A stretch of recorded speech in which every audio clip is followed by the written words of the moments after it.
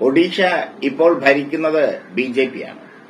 കഴിഞ്ഞ ലോക്സഭാ തെരഞ്ഞെടുപ്പിലും നിയമസഭാ തെരഞ്ഞെടുപ്പിലും നല്ല വിജയമാണ് ബിജെപിക്ക് ഒഡീഷക്കാർ നൽകിയത്.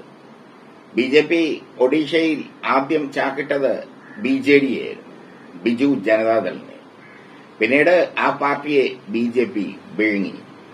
പക്ഷേ നവീൻ പട്നായക് എന്ന രാഷ്ട്രീയ തന്ത്രജ്ഞൻ കളി തുടങ്ങിയിരിക്കുന്നു, കളം നിറഞ്ഞ് കളിച്ച് തുടങ്ങിയിരിക്കുന്നു. അദ്ദേഹം ബിജെപി സർക്കാരിനെ അട്ടിമറിക്കാനുള്ള പ്രവർത്തനങ്ങൾ ആരംഭിച്ചു കഴിഞ്ഞു. 20 ബിജെപി എംപിമാർ കൂട്ടത്തോടെ ബിജെഡിയിലേക്ക് ചേക്കേറും എന്നുള്ളതാണ് ഏറ്റവും പുതിയ വാർത്ത. സമയവും സന്ദർഭവും വരുമ്പോൾ ബിജെപി സർക്കാരിനെ വലിച്ചു താഴെയിടുമെന്ന് നവീൻ പട്നായിക് മുന്നറിയിപ്പ് നൽകി കഴിഞ്ഞു. ഒഡീഷ കണ്ടിട്ടുള്ളതിൽ വെച്ച് ഏറ്റവും മികച്ച മുഖ്യമന്ത്രിയാണ് നവീൻ പട്നായിക്. അദ്ദേഹം ലളിത ജീവിതം നയിക്കുന്ന വ്യക്തിയാണ്. ജനങ്ങൾക്കിടയിൽ ലളിത ജീവിതം നയിച്ച് ജനങ്ങൾക്കിടയിൽ പ്രവർത്തിച്ച് മുന്നേറുന്ന വ്യക്തി. അതുകൊണ്ട് തന്നെ നവീൻ പട്നായിക്കിനെ തഴയാൻ ഒഡീഷക്കാർക്ക് ആവില്ല. കഴിഞ്ഞ തവണ പല വിധത്തിലുള്ള ജാതിമത വേർതിരിവുകൾ സൃഷ്ടിച്ചാണ് ഒഡീഷ ബിജെപി പിടിച്ചെടുത്തത്. പക്ഷേ ആ പിടിച്ചെടുക്കലിന് താൽക്കാലികമായ ആയുസ് മാത്രമേ ഉള്ളൂ.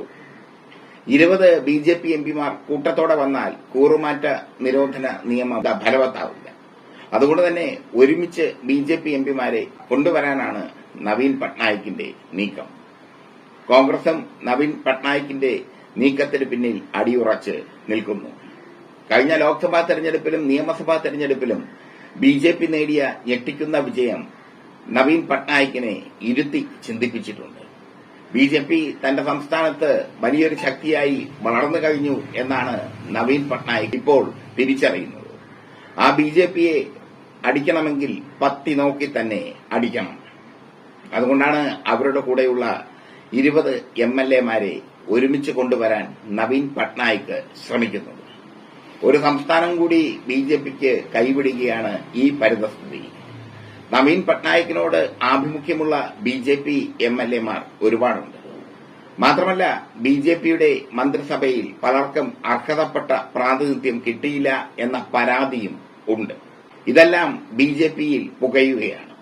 പുറമേ ഒന്നും കാണുന്നില്ലെങ്കിലും ഒഡീഷയിലെ ബിജെപി വലിയ സമ്മർദ്ദത്തിലാണ്.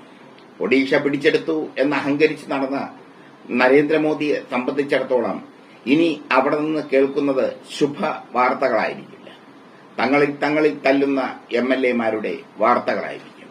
20 എംഎൽഎമാർ കൂട്ടത്തോടെ പോയാൽ കൂറുമാറ്റ നിരോധന നിയമം നടപ്പാക്കില്ല. മാത്രമല്ല തന്റെ ലാവണത്തിലേക്ക് വരുന്ന എംഎൽഎമാർക്ക് എല്ലാവിധ സഹായ സൌകര്യങ്ങളും ഒരുക്കിയിട്ടുണ്ട് നവീൻ പട്നായിക്. വലിയ ഓഫറാണ് അദ്ദേഹം അവർക്ക് മുമ്പിൽ വെച്ചിരിക്കുന്നത്, വലിയ ഓഫർ. അതുകൊണ്ട് തന്നെ അവർ ബിജെഡിയിലേക്ക് ചേക്കേറാൻ ആഗ്രഹിക്കുന്നു. അത് സംഭവിക്കും ഏതാനും ദിവസങ്ങൾക്കുള്ളിൽ. എന്തായാലും ബിജെപി ഒരുപാട് അഭിമാനിച്ച ഒഡീഷ ബിജെപിയെ കൈവിടുകയാണ്. നരേന്ദ്രമോദിയെ സംബന്ധിച്ചിടത്തോളം മറ്റൊരു തിരിച്ചടി കൂടി.